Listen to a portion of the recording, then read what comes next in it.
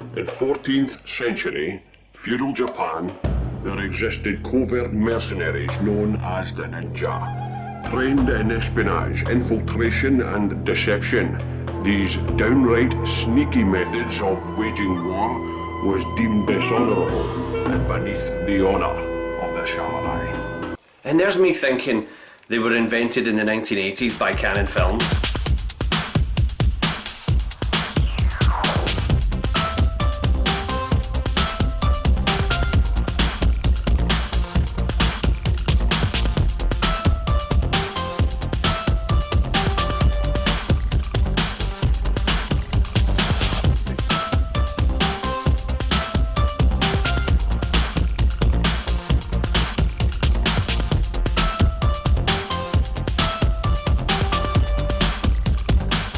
Hello again, Terence McGuana here. Welcome back to the channel. This month I'd like to lighten things up a bit and talk about Cannon Films. So I've put together this series called Cannon Forever, where we're going to celebrate some of the best and worst of Cannon Films from the 1980s. If you're not familiar with this company and the output that they made throughout that terrific decade, then I'm going to enlighten you on it. Right, and the very first film that I want to talk to you today about is American Ninja from 1985. Joe Armstrong, an amnesiac orphan drifter, is stationed at an American army base in the Philippines. Black marketeer Victor Ortega, along with his gang of ninjas, are hell-bent on capturing weapons, but has his diabolical deeds thwarted at every turn by Joe, who just so happens to be an American ninja. What I love about the Cannon Ninja films is they're so absolutely daft, right? The first one they did was in 1981, Enter the Ninja, with Franco Nero, who was dubbed to sound like an American, so he technically was the first American ninja, but I suppose with him being an Italian actor, that kind of cancelled that out. I still haven't seen Enter the Ninja, but I've seen parts of it and it just looks absolutely ridiculous. But the follow-up to that, Revenge of the Ninja with Shokazuki, that is a lot of fun. That is a really terrific action movie, even though it's just absolutely preposterous that we have ninjas running about in the modern day. When you've got people just walking around Los Angeles or whatever, and they're talking about ninjas as if they're a real thing, that just kills me, right? It's just so funny. Have you ever heard of ninjutsu, sir? What's that? The secret art of assassination. Yeah, of course I have. Well, according to witnesses' testimony and evidence, this massacre was the work of ninjas. And this one, an American Ninja, it has some moments in it that just split my sides. As I understand, ninjas are meant to be very stealth, but these ninjas, they stick out like sore thumbs, right? They don't look very sort of. They don't seem to be very stealth in this movie, and there's a particular moment in it where there's a ninja training camp. We have this ninja training camp, and they're all done up in these primary colours. It's like a ninja has had a baby with a Teletubby. The script is absolutely ridiculous, but everything hangs together rather well. I think that what I love about American Ninja is it's not a dull movie. It does have a pace to it. If you can just switch off your brain and forget the preposterous elements to this movie, you just have a great time, and you just laugh at how absolutely dumb and silly it is, right? And in no way am I criticising these filmmakers. You can see that there's real blood, sweat and tears put into this film. And what can I say about Michael Dudikoff?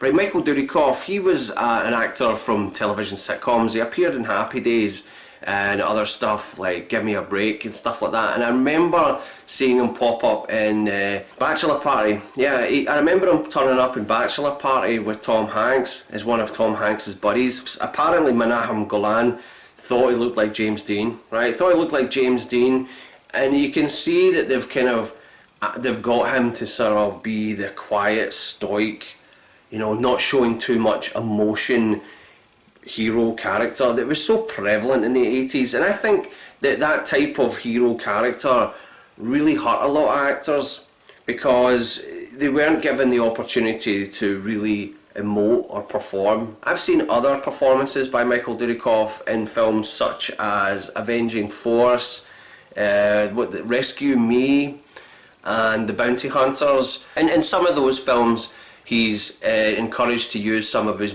comedy training that he had in some of the sitcoms that he worked on, whereas that is kind of put on the back burner with American Ninja, which is a shame, because I think people watching this film must have thought, oh, that guy's a plank, that guy's a complete piece of cardboard. And I think the reason for this is because of the juxtaposition between him and Curtis Jackson, Steve James's character. He's given a little bit more personality than Michael Dudikoff. The script isn't very good, right? The dialogue that they're given is a bit hokey, but they make this work. And it's interesting that Steve James, him and Dudikoff did not get along when they made American Ninja. They don't appear to give Michael Dudikoff any sort of really elaborate martial arts moves to do in this film. For good reason, the guy was not a martial artist. They clearly hired him because of his look, right? That Menahem Golan thought he looked like James Dean. But Steve James, on the other hand, he was a real martial artist, right? So he resented the fact that he had to support this leading man, whereas he could do some of this stuff himself, right?